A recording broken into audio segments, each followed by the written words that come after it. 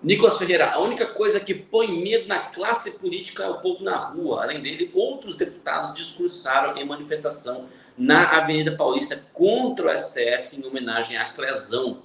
A Avenida Paulista foi palco de manifestações esse domingo, dia 26. O ato teve a presença de diversos parlamentares, um deles o deputado federal Nicolas Ferreira, de 27 anos.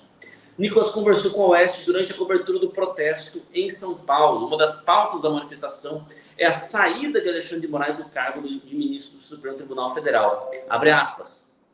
A única coisa que põe medo na política, na classe política, é o povo na rua, disse o deputado. O parlamentar citou Clériston Pereira da Cunha, o Clesão, como exemplo de homens e mulheres de coragem que não têm medo da tirania jurídica. Também participaram dos protestos os deputados federais Paulo Bilinski, Marcel Van Hatten, Gustavo Gayer, Bia Kicis, Sóstenes Cavalcante e o senador Magno Malta, além da comentarista política Zoe Martinez. O protesto começou às 14 horas e foi marcado por dezenas de milhares de manifestantes. Embora a Polícia Militar não tenha divulgado os números oficiais, as pessoas ocuparam cerca de 3 quarteirões da avenida. O deputado lembrou uma das pautas da manifestação, a memória de Clesão, que morreu por conta de uma negligência jurídica, disse Nicolas. A esquerda faz falsos heróis, mas Clériston é um herói de verdade, disse ele. Ele se referia ao projeto de lei que prevê anistia para os detidos em 8 de janeiro, cujo autor é o senador Hamilton Mourão. No projeto, Mourão destacou que a proposta não prevê uma anistia ampla aos que participaram dos atos de vandalismo. Os deputados que conversaram com o Oeste acreditam que haverá alguma manifestação no Congresso Nacional a partir da demonstração neste domingo. Abre aspas, a população vai pressionar tanto o projeto da anistia quanto a proposta de emenda à Constituição que limita os poderes do STF. Segundo a deputada Bia Kicis, o país viu a quantidade de manifestantes na Avenida Paulista. Um chamamento com 3 dias de antecedência, vieram pessoas de todo o país para cá. Enfim, Carlos, tem várias informações aqui, mas eu queria te passar a palavra, né? Queria te ouvir. O que você acha? Você acha que... enfim, né? Você acha que essa proposta aí, essa manifestação aí vai ter bons frutos? Você vê deixa eu só contextualizar, né? Na sexta-feira eu fiz uma live junto com o Alan, com o Paulo Figueiredo e o Max Cardoso, e lá nós conversamos. Eu e o Paulo Figueiredo estávamos achando que a manifestação de ontem ela seria muito grande, de fato seria muito grande, né? O Paulo estava até mais otimista do que eu, né? Enfim, queria te ouvir sobre isso, Carlos. Olha só, eu acho que as coisas têm seus tempos e momentos, né? Então, eu confiei também no entendimento de que essa manifestação de ontem, ela, obviamente antes, né, ela fosse ser algo expressivo, uma espécie assim de retorno do povo às ruas. Isso eu não vejo problema, ao contrário, eu acho isso uma coisa excepcional, né, no sentido positivo, né, da democracia. As pessoas se manifestam, em qualquer lugar do mundo. Se você não está satisfeito com a tua escola, por exemplo, com o professor, com o reitor da universidade, você protesta, você reclama, você se organiza e leva suas reivindicações, né? Mesmo que sejam idiotas, né? Eu vou dar um exemplo. Eu fui receber a medalha de 60 anos da PUC, né? Fui homenageado, entre outros. E aí, na hora da homenagem, né, os alunos entraram lá dizendo que não, tinha que ser Fidel Castro, Frei Beto, né, e essas raças aí comunistas e tal. Aí fizeram lá a palhaçada deles, depois se retiraram, a solenidade continuou e, enfim, recebemos as condecorações, a medalha e tal. Ponto. Não estou dizendo que você tenha que inibir, você tem que inibir violência, né? Mas idiota sempre vai existir, sempre vai existir. E como é que era aquele jornalista antigo, muito polêmico, excepcional? Ele era fluminense, ele morava no Rio de Janeiro. Poxa, tem umas frases excepcionais.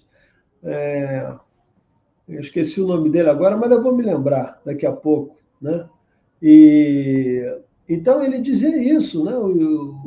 Os idiotas eles vão ganhar porque o número deles é muito grande, entendeu? Então Nelson Rodrigues. Nelson Rodrigues, saudosa memória. Então, é exatamente isso. Pode se manifestar, ninguém está contra. Agora, o que eu quero mudar agora de posição?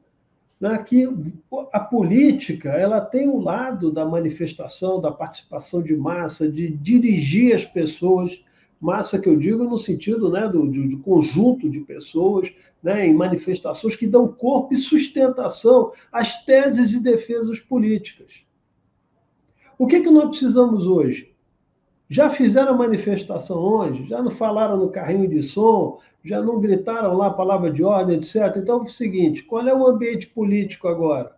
Eu me sinto autorizado, como parlamentar, a pedir o impeachment do Alexandre de Moraes, tá certo? E trabalhar a urgência desse projeto de lei do general Mourão, de anistia, fazer os ajustes que sejam necessários fazer, porque nenhum projeto é 100% agrada a todos. Então, vai fazer lá os ajustes corretos para aqueles que eventualmente tiveram culpas comprovadas, eles não sejam anistiados. Mas ali o que se tem é que 98% das pessoas são inocentes. E tem que pegar os que estão fora, que não estão nem presos e nem foram processados. Por exemplo, o Gonçalves Dias, general inepto. Entendeu? Então, quer dizer, é uma coisa desse tipo. Então, está na hora da classe política, que agora já tem palanque, já teve povo na rua de novo, ajudando. Porra, vamos agir, minha gente. Vai lá, senta na porta. Por exemplo, eu vou fazer um protesto, por exemplo. Não é próprio de deputado. Cara, vai para a porta do Rodrigo Pacheco, senta lá na porta dele e não deixa ele sair até resolver o que tem que resolver de pauta importante para o Brasil. E uma delas é essa. Impeachment do Alexandre de Moraes. Ou então, processar o Rodrigo Pacheco por conivência, por ato criminoso conjunto. Porque se ele é omisso, ele também tem culpa. Agora, chega desse negócio de ficar só em rede social e querer palanque de paulista, etc. Vamos trabalhar com as forças políticas que vocês têm. A Câmara não está respondendo, porque faz obstrução. Faz obstrução, meu amigo. Não tem jeito. Então é o seguinte, eu não voto mais nada. Eu não estou no PL, tem 99 deputados. Eu não tenho lá o PP com uma parte, tem lá o MDB com outra, tem lá o Republicanos com outro. Será que você vê ali, você teve essa gente toda, você vê que tem um monte de gente de diversos partidos. Por que esses caras não se juntam, faz uma reunião suprapartidária entre eles e diz, olha, nós não vamos votar nada, não tem orientação de partido, tem coisa nenhuma, vamos obstruir a pauta, não está coisa nenhuma no Brasil. Aí a gente vai lá, faz uma manifestação como essa. Aí o político hoje, amanhã, por exemplo, tem sessão, aí vota a reforma tributária. O que adiantou, cara? Não adiantou absolutamente nada. Entendeu? Tem que chegar e tem discurso duro contra o Arthur Lira. Vai para a tribuna quando ele estiver lá e enfrenta ele. Entendeu? Isso sim que funciona. Ao mesmo tempo no Senado da República. Então, eu acho que a gente tem que pedir urgência nesse projeto do general Mourão, tá certo?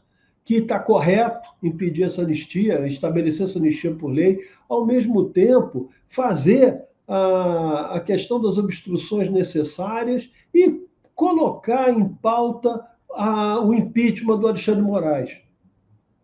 Porque ele já mostrou que ele é indigno, no mínimo, de estar naquela função. Ele e outros. Vamos começar por ele, porque é uma sinalização clara. Tá certo? E aí tem muita gente preocupada. Não, você tem direito de falar e pressionar a casa. E o Rodrigo Pacheco tem a obrigação de se manifestar. Agora, se a gente deixa coisas como estão, esfriando toda hora, aí vai ter que levar o povo para a rua de novo para quê? Para ouvir discursinho de político?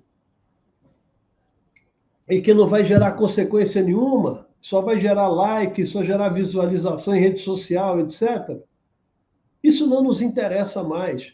Nós temos uma política de eficiência e de ação direta e resultado.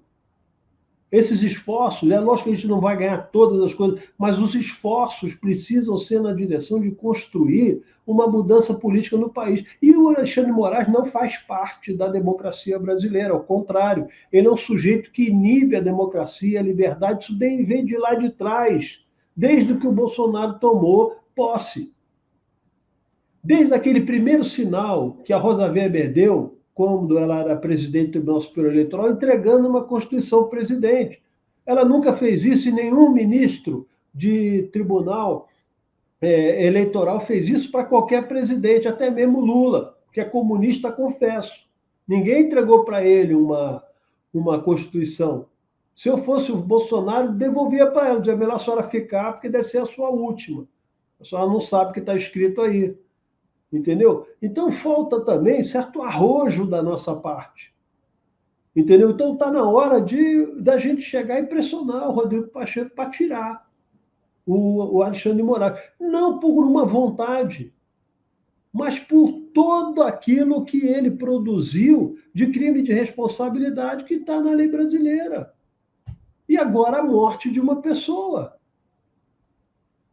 E ninguém fala absolutamente nada na direção disso. Então, o povo já se manifestou, agora espero que o Nicolas e outros lá que estiveram nesse evento importante tomem uma atitude. Se dirija ao Rodrigo Pacheco, independente de ser deputado federal, pressiona o presidente da Casa Legislativa, o Arthur Lira, pressiona lá, vai pedir audiência, essa bancada de deputados, vão lá e vão pressionar. E a gente também tem senadores que foram eleitos na nossa base do campo conservador, tem que pressionar o Rodrigo Pacheco, senão fecha a sessão, não vota nada, obstrui e acabou. E vão ver até onde isso vai aguentar. O povo aguenta. O povo quer isso. O que a gente não quer mais é ser tutelado por esse tipo de gente que decide, tipo assim, como o Gilmar Mendes falou, o Lula só sentou aí porque a gente ajudou. Isso é postura. Isso é postura. Né? Conversaram com os militares. Desculpa me alongar, mas agora eu estou terminando. Conversaram, né? Eles disseram que conversaram com os militares, Ítalo, que sobre golpe, sobre isso e tal. Supremo conversou com os militares disseram que não vai ter golpe nenhum. Então, como é que conseguem produzir um conjunto de ações criminais sobre alguma coisa que não tem a menor materialidade? Se os próprios militares não iam dar o golpe, por que o Bolsonaro foi tratado como uma figura que queria, antidemocrática, que queria desalojar do poder as estruturas consolidadas aí do ponto de vista democrático? Se os militares não iam dar golpe, o Bolsonaro ia fazer o quê?